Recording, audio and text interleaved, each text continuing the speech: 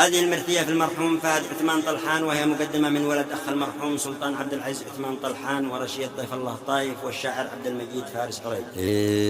يا حروف الشعر خطب المداد قافية شاعر جزيل، بالرثا والحزن من داخل فؤادي والدموع اللي تسيل من دموع العين حبلك يا رسالة.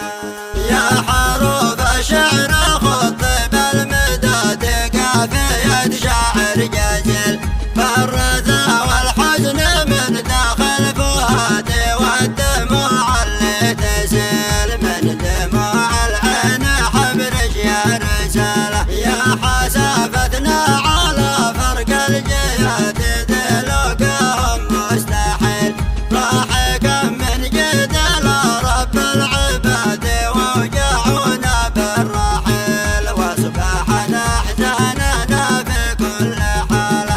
إن طردنا الحزن يرجع لإرادي قدنا ويفتح مقيل، والنسينا من عليها الموت بادي راح غيره يا جليل، نسألك بالصبر يا رب الجلالة. فهد بن عثمان كان شخص جاد، كانت أفعاله دليل، كان طيب يحتوي كل البلاد، دفتر الجود طويل، وشهد انه جد ما نلقى مثاله. يا وجود وجد من امسى ينادي في وسط ظلمه وليل، والمنادى اخا غادر بانفراد ما ذكر وقت الرحيل، واصبح المسكين ضايع في خياله.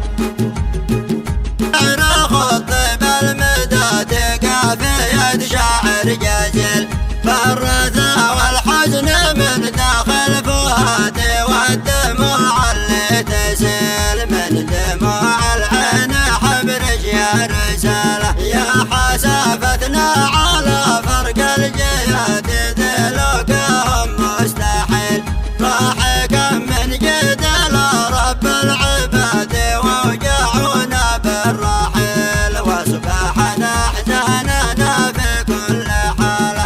إن طردنا الحزن يرجع لإرادي قدنا ويفتح مقيل، والنسينا من عليها الموت بادي راح غيره يا جليل، نسألك بالصبر يا رب الجلالة. فهد بن عثمان كان شخص جاد، كانت أفعاله دليل، كان طيب يحتوي كل البلاد، دفتر الجود طويل، وشهد انه جد ما نلقى مثاله. يا وجود وجد من امسى ينادي في وسط ظلمه وليل، والمنادى اخا غادر بانفراد ما ذكر وقت الرحيل،